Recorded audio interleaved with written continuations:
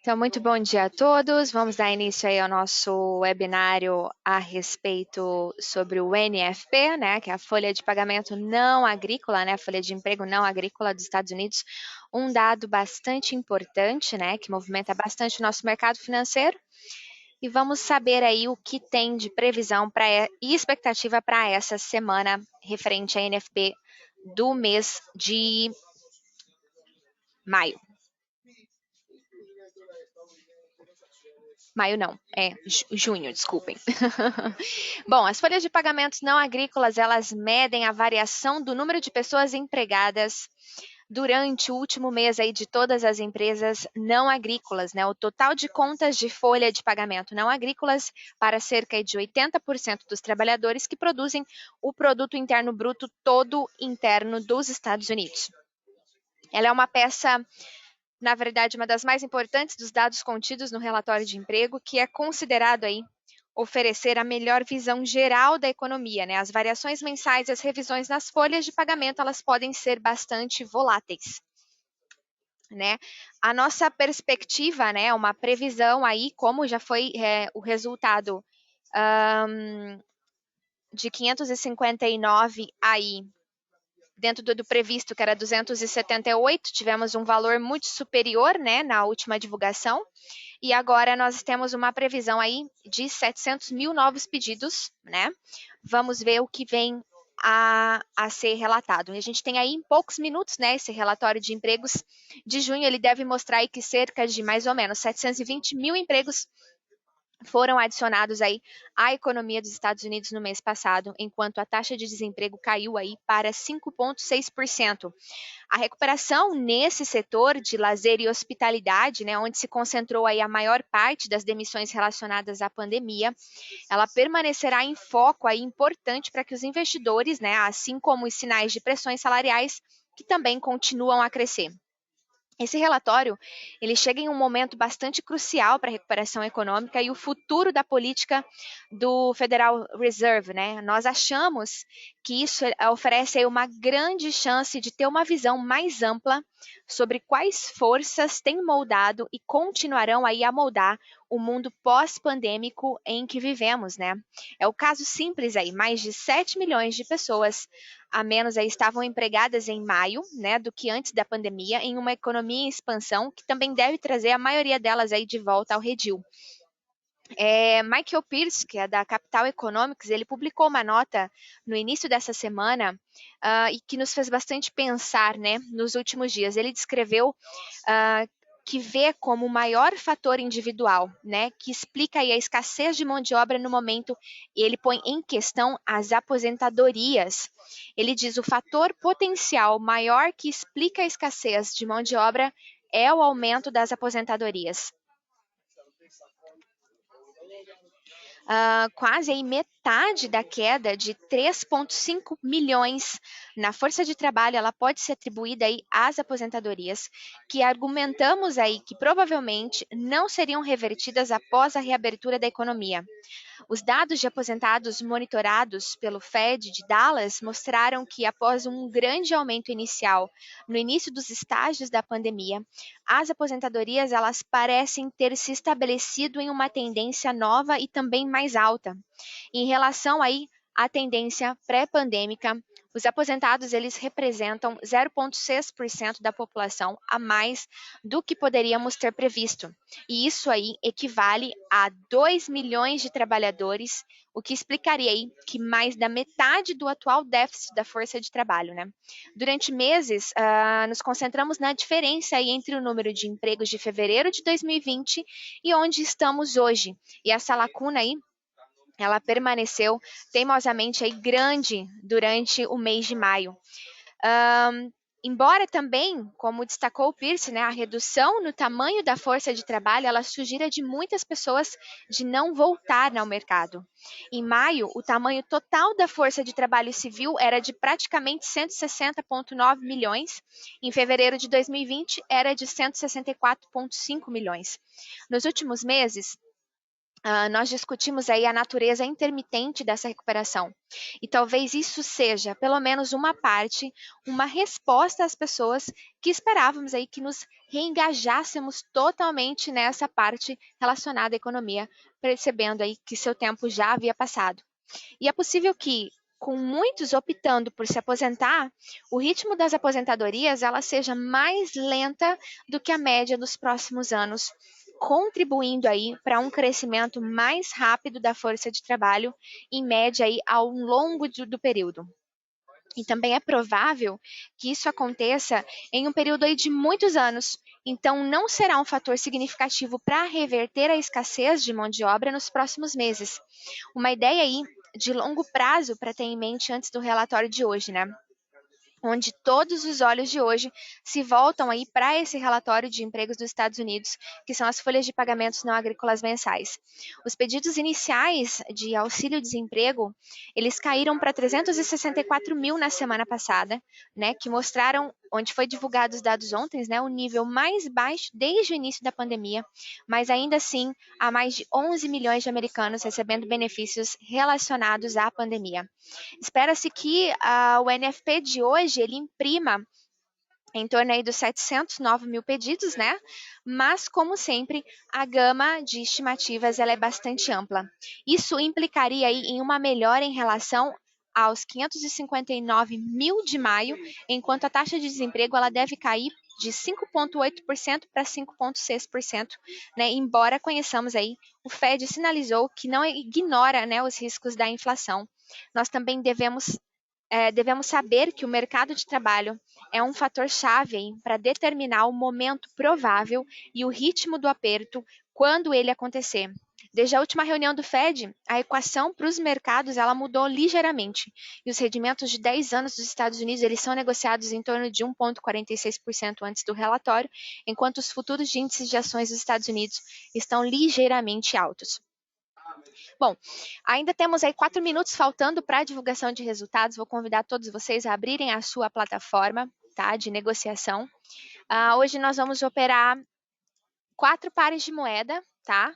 Que vai ser o euro-dólar, GBP-USD, AUD-USD e o SDJPY, né? O USD-Yen. Essas moedas, elas estão bastante ligadas à divulgação de balanço, à divulgação de resultados dessa parte de nóminas não agrícolas, né, dos Estados Unidos. Então, vamos ficar de olho aí, aguardando esse resultado que já está para acontecer em 3 minutos. E a gente já volta para fazer as nossas operações.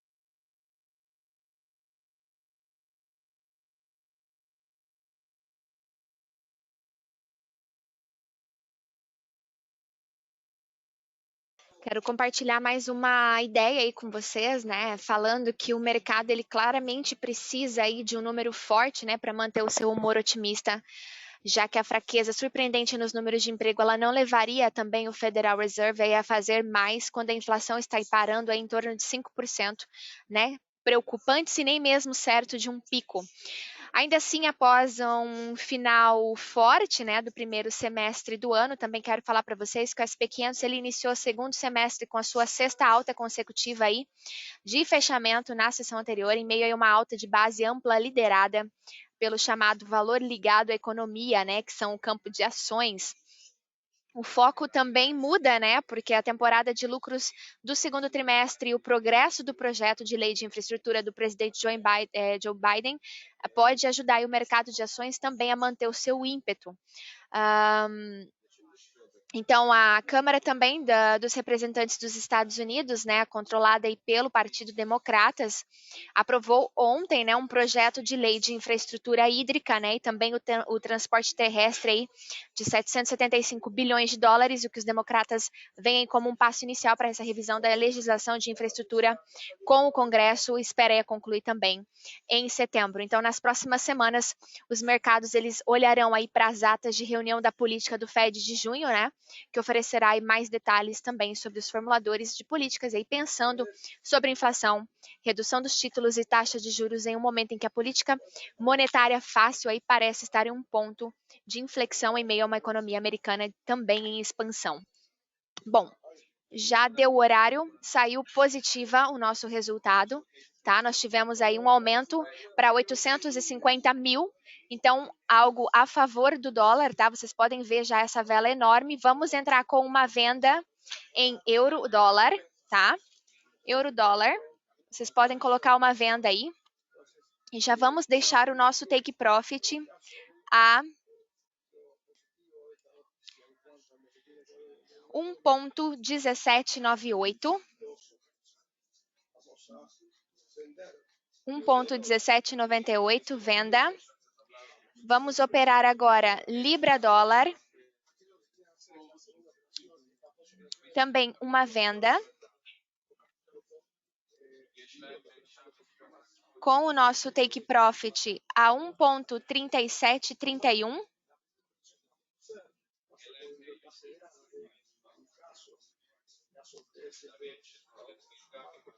1,3731 a venda. Áudio USD, nós vamos também fazer uma venda. Com o nosso take profit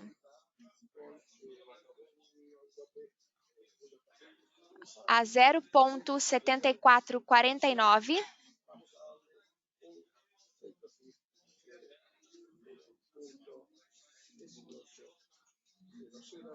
0,7449.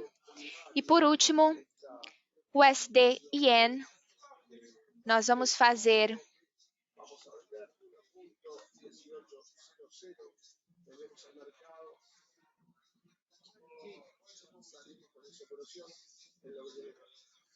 ponto positivo a favor do dólar. Nós temos aqui uma movimentação onde a tendência dele provavelmente é uma correção para que ele possa subir, porque nós estamos com um valor forte a respeito do dólar. Vamos fazer uma compra em USD JPY. USD Yen, uma compra. Prevendo aqui 100 pips. Com o take profit de 111,53.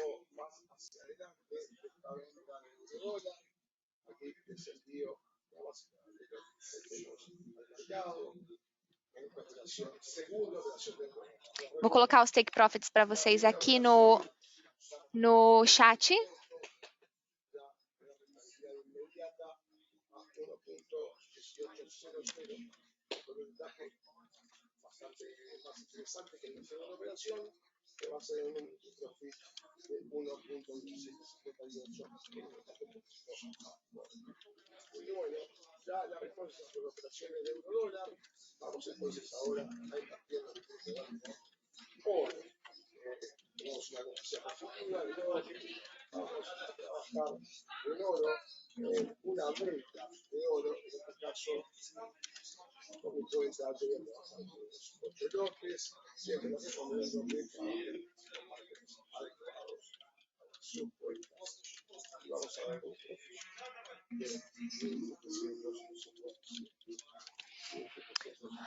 Ok, passei para vocês já as informações ali no chat, tá ok?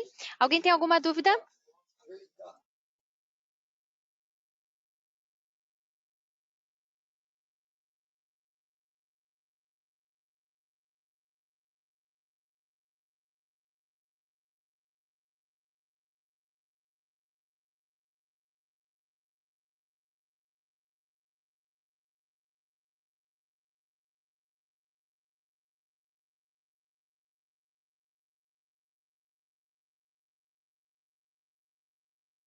Já que ninguém tem nenhuma dúvida, vou encerrar o nosso webinário. Agradeço a presença de todos vocês. Uma excelente sexta-feira a todos, bom final de semana e a gente se vê na segunda na divulgação do calendário econômico.